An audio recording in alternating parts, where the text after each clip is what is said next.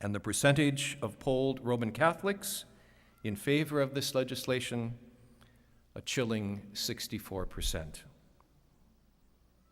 Of course, proponents of this cause, along with the complicity of those in the media, are not above manipulating language to further their goal of winning converts to their way of thinking. As we have already seen with language in the abortion debate, the right to choose prevails over all other considerations.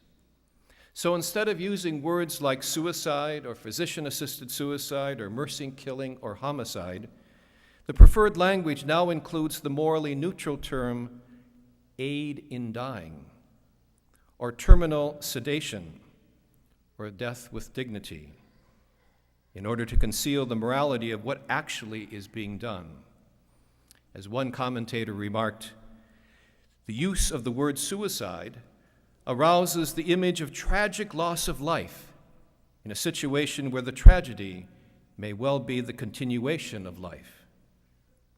I respond to that, have we actually become so callous in our approach to the great gift that is life that we can call its continuance at any point a tragedy?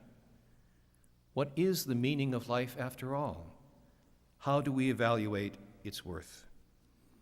As Catholics, and therefore as believers in the natural law, we know that life is the most basic gift that God has given to us, a gift over which we have stewardship, but not absolute dominion. Our tradition, which teaches that one has a moral obligation to care for one's own life and health and to seek such care for others, recognizes that we are not morally obliged to use all available medical procedures in every set of circumstances. But that tradition clearly and strongly affirms that as a responsible steward of life, one must never directly intend to cause one's own death or the death of an innocent victim by an act or the omission of an act. As the Second Vatican Council declared, euthanasia and willful suicide are offenses against life itself, which poison civilization. They debase the perpetrators more than the victims and militate against the honor of the Creator. That's the Pastoral Constitution on the Church in the Modern World, paragraph 27. As the Vatican Congregation for the Doctrine of the Faith has said, nothing and no one in any way may permit the killing of an innocent human being, whether a fetus or an embryo, an infant or an adult, an old person or one suffering from an incurable disease, or a person who is dying. Moreover, we have no right to ask for this act of killing, for ourselves or for those entrusted to our care, nor can any authority legitimately recommend or permit such an action. We are dealing here with a violation of divine law, an offense against the dignity of the human person, a crime against life, and an attack on humanity.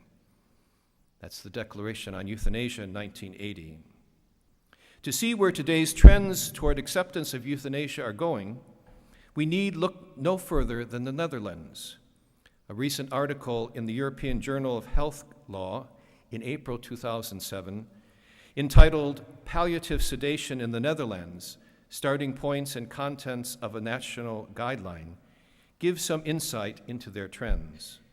And I quote here, in situations where sedation is being considered, morphine is often already being given to treat pain, and in these circumstances it may seem attractive to increase the dose of morphine substantially in the hope that the patient will lose consciousness and quickly expire. A study of medical decisions around the end of life found that 43% of specialists, 19% of general practitioners, and 22% of nursing home physicians in the Netherlands use morphine in this way. Closer consideration reveals that its use in this way often has two aims. Firstly, to render the patient unconscious, and secondly, to hasten death. End of quote.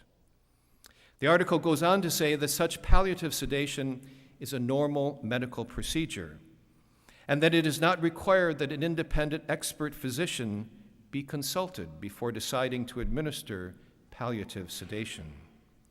In fact, physicians are given discretion to use palliative sedation with incompetent patients and even to overrule surrogate decision makers if they, the physicians, deem it in the best interest of the patient.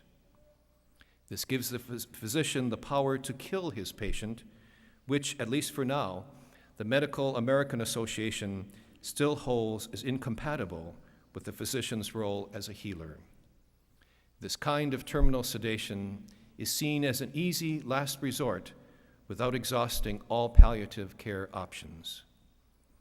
Most of us would hope that the situation here in this country would never reach the stage we find in the Netherlands today. Yet what is driving so much of the issue, even to the extreme situation found in the Netherlands, is the technology we have available to help people live longer, as well as the spiraling health care costs, particularly during the last 3 months of life. Both factors pose difficulties and challenges for our overall society.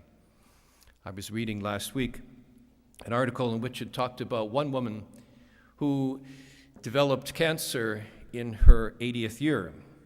And she wanted to fight this cancer, but she realized that this may place unbearable financial strains on her family. And so she was contemplating suicide. In Oregon, if you are on the state health plan and have terminal diagnosis with less than a 5% chance of surviving 5 years, the plan will not pay for any active therapy.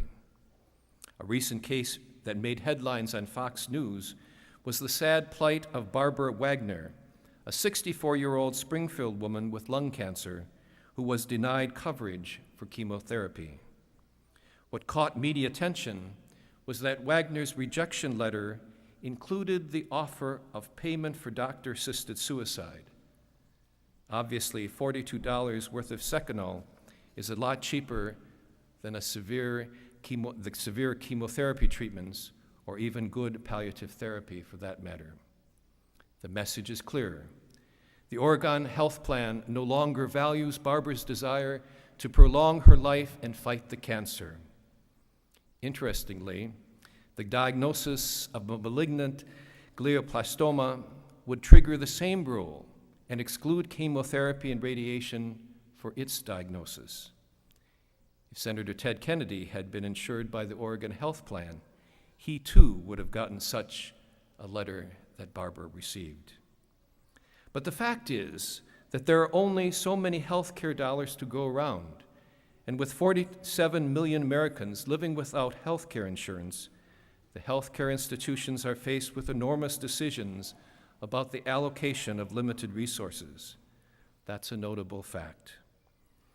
But the positive side of this story, and there is a silver lining here, lies in the use of palliative sedation at the end of life based on sound ethical principles.